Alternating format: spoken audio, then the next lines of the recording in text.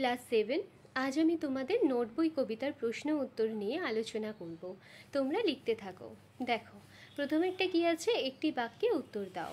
একের দাগের এক, নোট বই কী ধরনের লেখাতে ভরা? উত্তর, নোট বই কিলবিল লেখাতে ভরা। দুইয়ের দাগের কি, বক্তা কি করে নিজে নিজে নোট বইটি লিখলেন?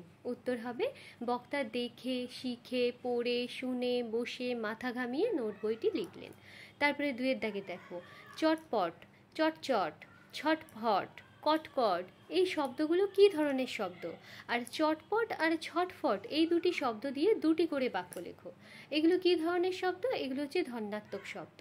ঠিক আছে, তাহলে চটপট দিয়ে কী বাক্য হবে? বৃষ্টি আসার আগে চটপট বাড়ি ফিরতে হবে। তোমরা আলাদা আলাদা বাক্যও লিখতে পারো। দেখো, ছটফট দিয়ে এখানে যে নাম দিয়ে আমি লিখিয়ে দিয়েছি, তোমরা নামটাকে চেঞ্জ করে দেবে। অনেক খেলতে যাওয়ার জন্য ছটফট করছে।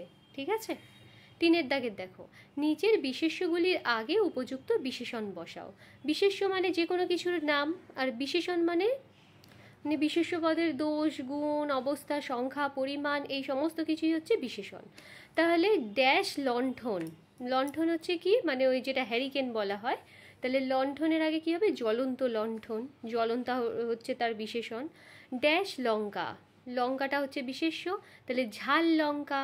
ঠিক আছে, তারপরে একটা কি আছে, ড্যাশ আঠা, চটচটে আঠা। চারের দাগের দেখো, একই অর্থযুক্ত আরেকটি শব্দ কবিতা থেকে খুঁজে নিয়ে লেখো। যেমন পা, উত্তর, অস্থিরতার ভাব, তীক্ষ্ণতা। ঠিক আছে, এর উত্তর কি হবে? পা, পা কবিতার মধ্যে কি পড়েছি আমরা? ঠ্যাং। উত্তর জবাব।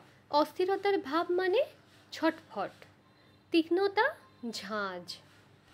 এবারে 5 নম্বরে দেখো, শূন্যস্থান পূরণ করো। বিশেষ্য আর বিশেষণ। ঠিক আছে, বিশেষ্য মানে হচ্ছে নাম, যে কোনো কিছুর নাম। বিশেষণ মানে তার গুণ। আঠা, আঠালো। আর এখানের মধ্যে বিশেষণ মানসিক, তার বিশেষ্য হবে মন। ঠিক আছে, 6 দাগের দেখো, নিচের প্রশ্নগুলির উত্তর নিজের ভাষায় লেখো। 6 দাগের 1, ভালো কথা শুনি যে চটপট লিখি তাই। মানে বক্তা কোন কোন ভালো কথা নোট বইয়ে লিখে রেখেছিলেন? উত্তরটা কি হবে? সুকুমার রায় রচিত নোট বই কবিতায় বক্তা ফড়িংয়ের কটা ঠ্যাং আর আরশোলা কি কি খায়, আঙুলেতে আঠা দিলে কেন চটচট করে, কাতুকুতু দিলে গরু কেন ছটফট করে প্রভৃতি ভালো কথা নোট বইয়ে লিখে রেখেছিলেন। ঠিক আছে, এরপরে 6 দাগের 2 দেখো, কাল থেকে মনে মোর লেগে আছে খটকা। কাল থেকে মনে কি খটকা লেগেছে? এই খটকা কিভাবে দূর হবে? উত্তর কি, ঝোলা গুড় সাবানে দেয় নাকি পটকায় দেয়, এই বিষয় নিয়ে কবিতায় কথকের মনে খটকা লেগেছে। এই বিষয়ের উত্তর মেজদাকে খুঁচিয়ে জেনে নিলেই খটকা দূর হবে।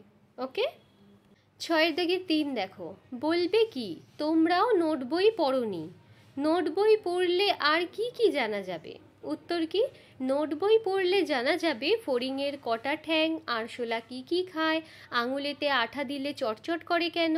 এখানে দেখো 2 বার লেখা হয়ে গেছে, আঙুলেতে আঠা দিলে চটচট করে কেন, তোমরা একবারই লিখবে। কাতুকুতু দিলে গরু ছটফট করে কেন, কান কটকট করে কেন, পিলে কেন চমকায়, তেজপাতায় তেজ কেন প্রভৃতি নোট বই পড়লে জানা যাবে। এবারে 7 দাগের দেখো, নির্দেশ অনুসারে নিম্নলিখিত প্রশ্নগুলির উত্তর দাও। 7 দাগের 1, ভালো কোনো কথা শুনলে কবিতার লোকটি কি করে? তাহলে ভালো কোনো কথা শুনলে কবিতার লোকটি চটপট নোট বইয়ে লিখে নেয়। 7 দাগের 2 দেখো, তার শোনা কয়েকটি ভালো কথার নমুনা কবিতা থেকে খুঁজে নিয়ে লেখো। উত্তর কী হবে?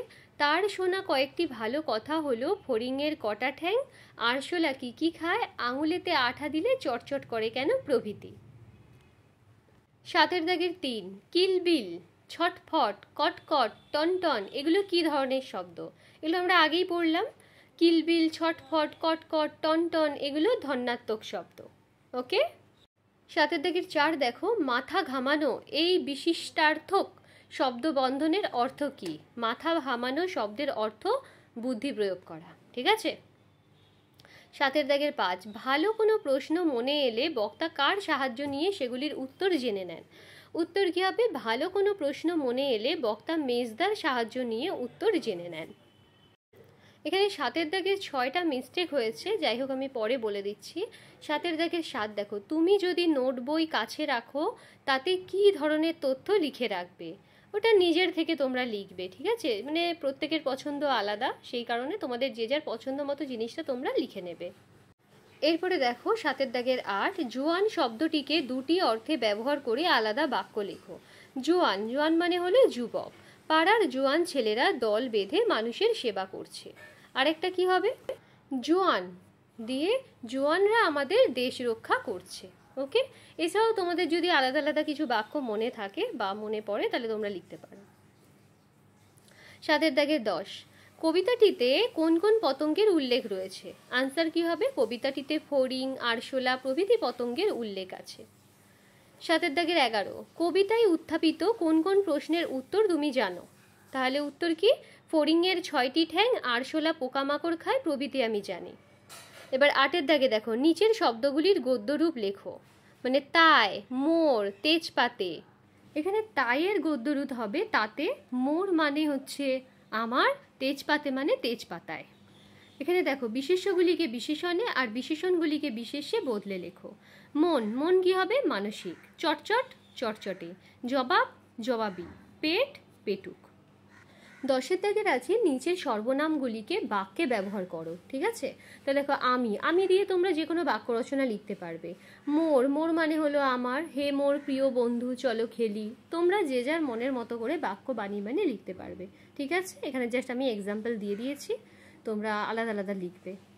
এরপর কি বলেছি? নিচের বাক্যগুলির উদ্দেশ্য ও বিধেয় দুটি অংশ সম্প্রসারণ করে লেখো। এখানে সম্প্রসারণ করে লিখতে হবে মানে একটু বাড়িয়ে বাড়িয়ে লিখতে হবে, ঠিক আছে? 11-এর দাগের 1 দেখো, ওরে রামা ছুটে আয়, নিয়ে আয় লণ্ঠন, ঠিক আছে? এখানে উদ্দেশ্য হচ্ছে ওরে রামা, বিধেয়টা হচ্ছে এই বাদবাকি অংশটা, তা সেটা দিয়ে একটু বাড়িয়ে লিখলে কি হবে? ওরে রামা অন্ধকারে ছুটে লণ্ঠন নিয়ে আয়, ঠিক আছে? একটু বাড়িয়ে লেখা হয়েছে। 2-এরটা দেখো, এই দেখো ভরা সব কিলবিল লেখাতে, মানে তুমি এই দেখো সব কিলবিল লেখাতে ভর্তি হয়ে আছে, ঠিক আছে? 3-এরটা কি আছে? জবাবটা জেনে নেব মেজদাকে খুঁচিয়ে। এটা যদি আমরা বাড়িয়ে লিখি তাহলে কি লিখব? আমার প্রশ্নের জবাবটা আমি মেজদাকে খুঁচিয়ে জেনে নেব, ঠিক আছে? এবারে 4-এরটা কি আছে? ঝাল কেন লঙ্কায়। এটা যদি বাড়িয়ে লিখি তাহলে কি হবে? এত বেশি মাত্রায় লঙ্কায় ঝাল থাকার কারণ কি, ঠিক আছে? তোমরা লাল লাল লঙ্কাও অ্যাড করে দিতে পারো। 5-এরটা কি আছে? বলবে কি তোমরাও নোট বই পড়োনি। তাহলে কি হবে? অজ্ঞ তোমরা, বলবে কি তোমরাও তো কেউ নোট বই পড়োনি, ঠিক আছে? এরকমভাবে তোমরা বাড়িয়ে বাড়িয়ে লিখবে।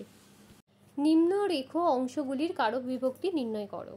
কাল থেকে মনে মোর লেগে আছে খটকা, এটা কি হবে? অধিকরণ কারক থেকে অনুসর্গ। 12-এর দাগের 2, ওরে রামা ছুটে আয়, তাহলে এটা কি? সম্বোধন পদ, শূন্য বিভক্তি। 12-এর দাগের 3 কি আছে? পেট কেন কামড়ায় বলো দেখি পারো কি, তাহলে পেট এটা হচ্ছে কর্মকারক, শূন্য বিভক্তি। 12-এর দাগের 4, নিজে নিজে আগাগোড়া লিখে গেছি আমি এ, এটা কি হবে? আমি, এটা কর্তৃকারক, শূন্য বিভক্তি। 12-এর দাগের 5 কি হবে? এই বেলা প্রশ্নটা লিখে রাখি গুছিয়ে, এই বেলা এটা কি হবে? অধিকরণ কারক, শূন্য বিভক্তি। তাহলে চলো, নোট বই কবিতার সমস্ত কোশ্চেন আনসার হয়ে গেল। তোমরা তাহলে সবাই ভালো থাকবে, সুস্থ থাকবে। আর যদি অন্য কোনো কোশ্চেন আনসার জানার থাকে তাহলে তোমরা আমাকে কমেন্ট করতে ভুলো না। ভিডিওটা ভালো লাগলে অবশ্যই লাইক করো এবং চ্যানেলটি সাবস্ক্রাইব করে পাশে থেকো।